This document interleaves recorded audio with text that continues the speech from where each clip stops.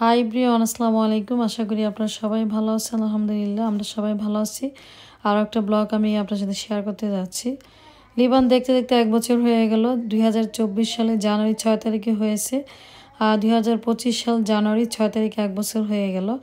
আমার কাছে মনে হয়েছে কিছুদিন আগে হয়েছে, এত তাড়াতাড়ি ওর 1 বছর হয়ে গেল।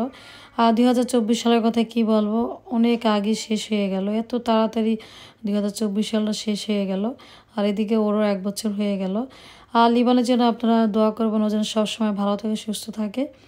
আর ওর ভিডিওগুলো আমি টাইম মতন শেয়ার করতে পারি না। শুধু ওর ভিডিও না, আজকে যে ভিডিওটা করেছি এটা আপনারা পাবেন 2 দিন বা 3 দিন পর।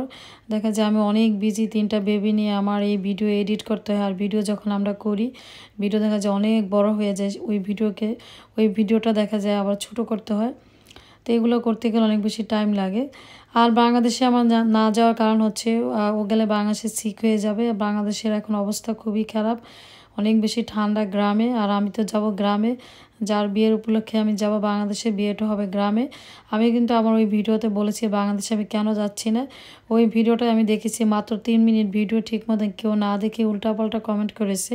আমার খুবই খারাপ লাগে যেন আমি আপনাদের অনেক বড় ভিডিও দেখি, 12 মিনিট, 13 মিনিট, 14 মিনিট, মাত্র 3 মিনিট ভিডিও না দেখে উল্টাপাল্টা কমেন্ট করেন। আর আমি আপনাদের ভিডিওতে এখন আর লিখি না যে লাইক দিয়ে পুরোটা দেখেছি।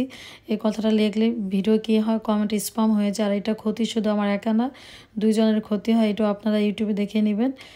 আর এখানে আমি আপনাদের কাছ থেকে বিদায় নিতে চাচ্ছি। আজকের আমার এই ভিডিওটা যদি আপনার কাছে ভালো লেগে থাকে, অবশ্যই লাইক, কমেন্ট, শেয়ার করবেন। আল্লাহ হাফেজ।